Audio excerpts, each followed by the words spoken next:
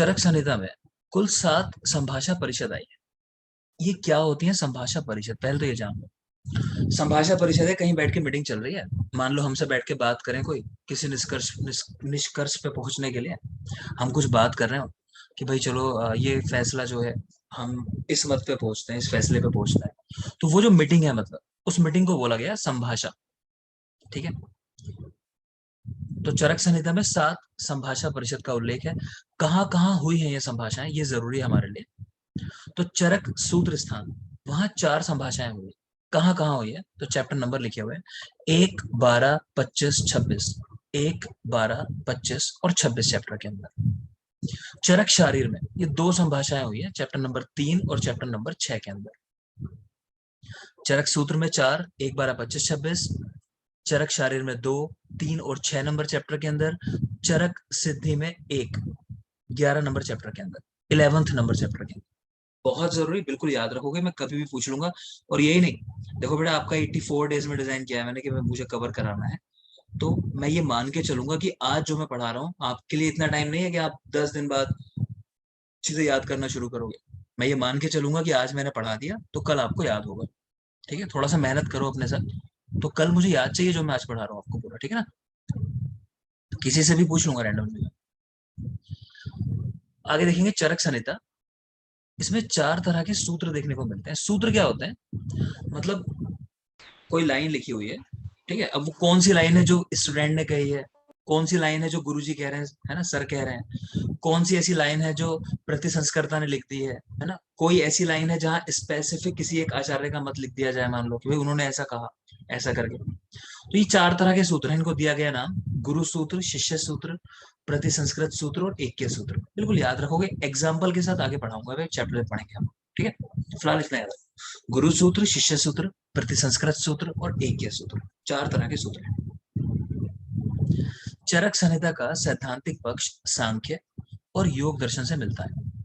ठीक है, जैसे हम सभी किसी ना किसी धर्म को फॉलो करते हैं, रिलीजन को फॉलो करते हैं ना, तो ऐसे ही मान लो कि चरक जो थे उनका जो सैद्धांतिक पक्ष है, उन्होंने जो मेनली अपना आधार बनाया वो सांख्य और योग दर्शन को बनाया। इन दर्शन को मैं आपको अलग से पढ़ाऊंगा, दर्शन टॉपिक है हमारा, हम उसको अलग से पढ़ेंगे। चरक संहिता का व्यवहारिक पक्ष है ना, वो न्याय और वैशेषिक दर्शन से लिया गया। न्याय और वैशेषिक दर्शन से, है ना। एक तो होता है सिद्धांत, रूल होता है, आपको पता है झूठ नहीं बोलना चाहिए। एक होता है व्यवहारिक पक्ष, जिसमें कहते हैं कि अश्वत्थामा मारा गया, है ना, तो वो व्यवहार था, झूठ तो नहीं बोला, लेकिन फिर कहाँ कैसे आपको करना चाहिए चीजों को समय के हिसाब से, वो होता है व्यवहारिक पक्ष। तो चरक संहिता व्यवहारिक पक्ष न्याय और वैशेषिक दर्शन से, और सैद्धांतिक पक्ष सांख्य और योग दर्शन से। आप ऐसे भी याद रख सकते हो कि संख्याओं का योग कर देते हैं, ऐसा सिद्धांत होता है ना, रूल, कि रूल है भाई, संख्या लिखी है, प्लस का निशान लगा जोड़ दो, याद करने के लिए। और व्यवहार में हमें विशेष रूप से न्याय करना चाहिए। हमारा व्यवहार जो है वो ऐसा हो कि हम सबके साथ न्याय कर रहे हो, तो विशेष रूप से न्याय करना चाहिए। आगे देखो, चरक संहिता का स्वरूप उपनिषद कालीन प्रतीत होता है। तो जिस समय में उपनिषद लिखे गए थे ना, तो लगभग वही टाइम चरक संहिता का लगता है कि उसी के आसपास लिखे गए। अब ये क्या है उपनिषद और बाकी चीजें, जब आपको गाइड पढ़ाऊंगा गोविंद पारिक इतिहास कोर्स, तो वहां स्टार्टिंग में देखेंगे काफी कुछ इससे रिलेटेड, तो वहां बात करेंगे। जितने भी टॉपिक आप देख रहे हो ना जहां लिखे नहीं है, उनके बारे में कुछ लिखा नहीं है, तो सही समय आने पे उनको पढ़ा जाएगा वहां पे। ठीक है, तो फिलहाल शॉर्ट में जितना दिखा है उसको याद करते चलो। तो चरक संहिता का स्वरूप उपनिषद कालीन प्रतीत होता है। इसमें 12,000 श्लोक है चरक संहिता के अंदर, लेकिन समय के साथ काफी सारे श्लोक जो है वो गायब हो गए। तो आज अवेलेबल जो है वो कितने हैं, 9,498। तो 9498, मैं तो ऐसे याद रखता हूँ। तो 12,000 श्लोक ओरिजिनली थे, और 9498 अभी अवेलेबल है, 9498 ये अवेलेबल है। आगे देखिए, हारित संहिता में ऐसा उल्लेख मिलता है कि आत्रेय ने 5 संहिताएं बनाई। जो पुनर्वसु आत्रेय है ना, उन्होंने 5 संहिताएं बनाई। उन संहिताओं में क्रमशः, क्रमशः कह लो या सीधे याद कर लो कि 24,000, 12,000, 6,000, 3,000 और 1,500 श्लोक है। अगर ध्यान से देखोगे श्लोक की संख्या आधी होती जा रही है ना, 24,000, फिर 12,000, फिर 6,000, 3,000, 1,500। ठीक है, तो हारित संहिता में ऐसा मिलता है कि भाई आत्रेय ने 5 संहिताएं बनाई। अच्छा, हारित की बात को हम क्यों ऑथेंटिक मानते हैं जब आत्रेय की बात चलती है, इसलिए मानते हैं, कुछ आचार्यों के मत से ये हारित जो थे ना, ये खुद आत्रेय के बेटे थे, इनके अपने बेटे थे। है ना, तो इसलिए थोड़ा सा ऑथेंटिक बात माननी पड़ती है। तो हारित संहिता में ऐसा मिलता है कि यात्री ने 5 संहिताएं बनाई, जिनमें 24,000, 12,000, 6,000, 3,000 और 1,500 श्लोक रहे थे। चरक संहिता में 9295 ये सूत्र हैं, है ना, कुछ होते हैं श्लोक, कुछ होते हैं सूत्र। सूत्र मतलब एक लाइन लिख दी, वो श्लोक होता है जहाँ राइमिंग टाइप होती है, वो मिलती है आपको। तो 9,295 सूत्र हैं, यानी सिंगल स्टेटमेंट कह लो, और श्लोक है 12,000। 14 देशों का उल्लेख है, 14 तरह के देश अलग अलग, कि भाई ये पांचाल क्षेत्र है ना, इस तरह के नाम आए हैं अलग अलग, तो 14 देश आए हैं। अब ऐसे सवाल आते नहीं है जनरली, बहुत पहले की बात है जब इन पे सवाल पूछ लिया करते थे। 68 आचार्य और 64 ऋषि का उल्लेख है। ठीक है, इनमें भी कोई बेसिक डिफरेंस है नहीं। ठीक है, लेकिन क्योंकि पहले से चला आ रहा है ना, नोट्स में लिखी है ये बातें, तो सब लोग ऐसे ही करते आ रहे हैं। मैं इंटरेस्टिंग सी चीज अगर बताऊं, जब हम लखनऊ में थे, ओपीडी करते थे, तो एक दिन ऐसा हुआ, रजिस्टर में एक नंबर था, और वो नंबर जो था ना, जब टीम आई सीसीएम की चेक करने के लिए, तो उन्होंने पूछा कि ये क्या नंबर लिखा हुआ है रजिस्टर के अंदर। तो पता नहीं था लिखने वाले को। फिर औरों से पूछा गया, औरों से पूछा गया, वो देखेंगे पुराने रजिस्टर निकाल के, तो पिछले मुझे लगता है शायद 1982 से 1982 वो लिखा जा रहा था हर रजिस्टर के अंदर सेम नंबर, और किसी को मालूम ही नहीं था वो क्या है। ठीक है, इवन पुराने लोगों को फोन कर लिया गया कि भाई क्या चीज है, तो पता ही नहीं चला, मतलब उस दिन तक भी अज्ञात थी वो चीज, शायद आज पता चल गई हो, मुझे नहीं पता। तो है ना, कई बार ऐसी चीजें होती हैं कि वो चली आ रही है तो बस चली आ रही है, तो उसमें कुछ दिमाग नहीं लगाना, इनको सीधे याद कर लो। ठीक है, तो 14 देश है, 68 आचार्य और 64 ऋषि। याद करने की ट्रिक क्या है, अगर हिंदी भाषी हो तो आ से 68, आ से आचार्य, तो आचार्य जो है वो 68 है, और ऋषि जो है वो 64 है, 64। आगे देखोगे, 1950 योग चरक संहिता में आपको देखने को मिलता है। योग मतलब चिकित्सा में जो आप कल्प बना के देते हो, 1950 1950 के अराउंड योग है चरक संहिता में। लगभग इसलिए लिखा है कि लोगों के नंबर अलग अलग हो जाते हैं थोड़ा बहुत, तो लगभग 1950 है, ऐसे याद रखना है। चरक संहिता में सांख्य शब्द कुल 5 बार आया है। सांख्य शब्द कुल 5 बार आया। कैलाश पर्वत, इसका उल्लेख कुल 2 बार आया। और एक शब्द देख रहे हो यहाँ पर, एतिहा, इसका उल्लेख 2 बार आया। ये भी क्वेश्चन पहले आते थे, अभी नहीं आते, फिर भी देख लेंगे। तो सांख्य शब्द 5 बार, कैलाश पर्वत 2 बार, और एतिहा शब्द 2 बार।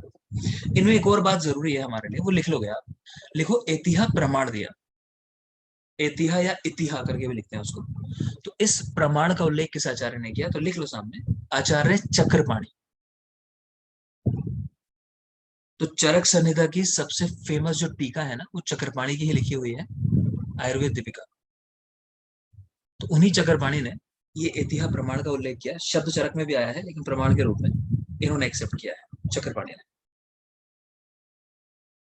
चरक संहिता की भाषा शैली काफी कुछ कौटिल्य अर्थशास्त्र से मिलती जुलती है। ठीक है, जिसके राइटर हैं विष्णुगुप्त।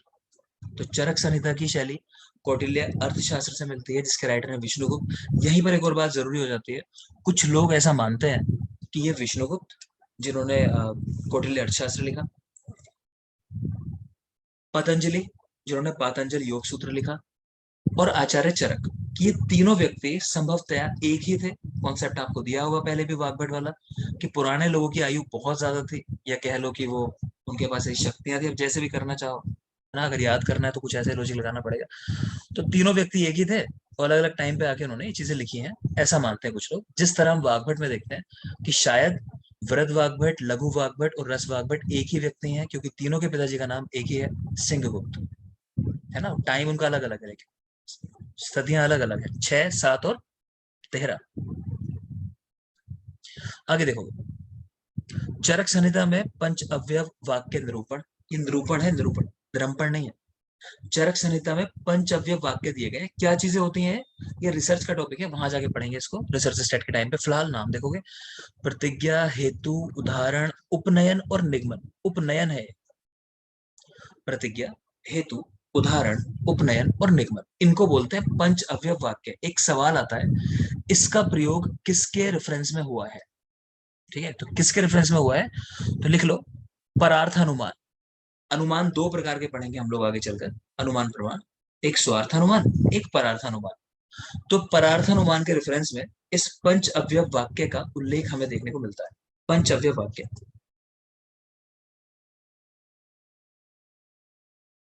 हाँ मैं अभी बात करता हूँ आपसे, एक्चुअली क्लास चल रही है, 5 मिनट्स,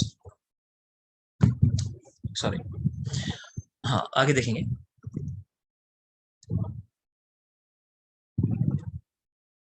क्या कह रहे हैं कि ये जो पंचव्य वाक्य निरूपण है ना, जो 5 चीजें लिखी हैं, प्रतिज्ञा, हेतु, उदाहरण, उपनयन, निगमन, कह रहे हैं ये गौतम का जो न्याय दर्शन है उसके अनुसार है ये चीजें। हमने पढ़ा ना पीछे कि कुछ चीजें इसमें जो सांख्य दर्शन से ली गई, कुछ न्याय से ली गई, है ना।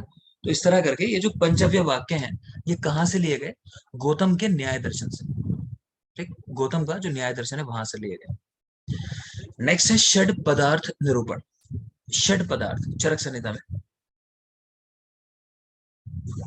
तो कह रहे हैं कि चरक में षड पदार्थ के नाम से नहीं लिखा हुआ, कि चरक में इन्हें 6 कारण कहा गया, षड कारण। ठीक है, षड पदार्थ का इनको वैशेषिक ने, तो कुल मिला के ये 6 जो कारण है ये वैशेषिक दर्शन से ले लिए गए, है ना, वहां पदार्थ के नाम से लिखे हुए हैं।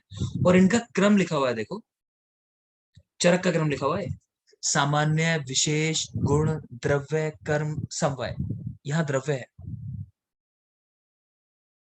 सामान्य, विशेष, गुण, द्रव्य, कर्म, समवाय, ये चरक का क्रम है। यही वैशेषिक का लिख लो, लिखो द्रव्य, गुण, कर्म, सामान्य, विशेष, समवाय। नॉर्मली हम लोग वही याद रखते हैं, द्रव्य, गुण, कर्म, सामान्य, विशेष, समवाय। लेकिन चरक ने क्या किया, इस क्रम को थोड़ा सा बदल दिया, तो वो क्रम यहाँ लिखा हुआ है, सामान्य, विशेष, द्रव्य, सॉरी सामान्य, विशेष, गुण, द्रव्य, कर्म, समवाय। तो मेघना ये ज्यादा बोरिंग लग रहा है या रसशास्त्र ज्यादा बोरिंग लगता है?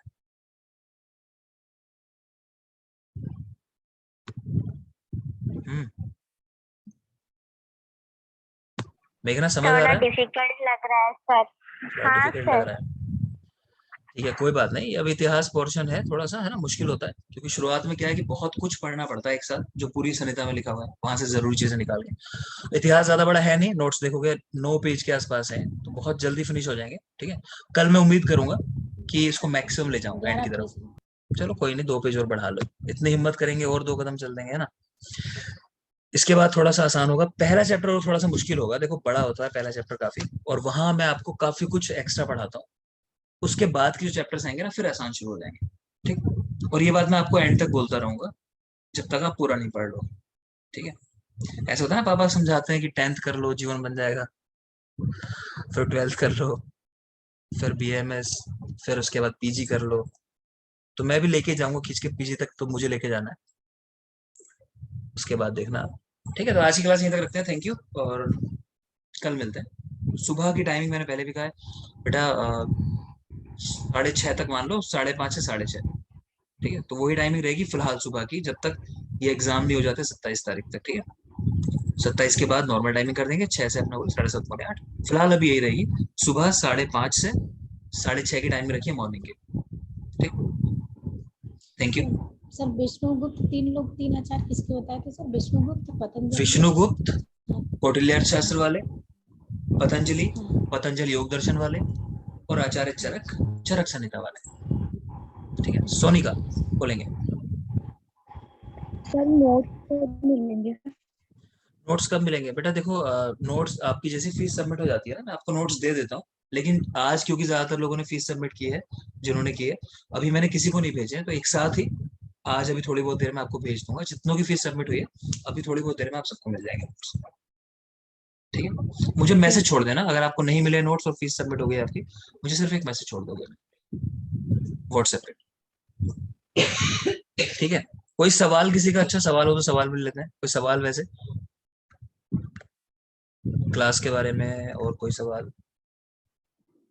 अच्छा सर, जो अभी नया क्लास शुरू किया है इसमें सर पूरा कंप्लीट कराएंगे या सर तीनों सेशन लेकर के पूरा कंप्लीट होगा? हमारा जो गोविंद पारिक से स्टार्ट होता है ना, वहां से लेके मैं कंप्लीट जो कराऊंगा। अभी सर हाँ, स्टार्ट किया जो बिल्कुल नया, जो साढ़े सर सात अभी बजे से स्टार्ट हाँ किया तो 7:30 बजे से मैं पूरा फिनिश कराऊंगा उसको। इसी सेशन में सर पूरा कंप्लीट होगा हाँ डेमो का, हाँ, या उनको भी लेना पड़ेगा मॉर्निंग?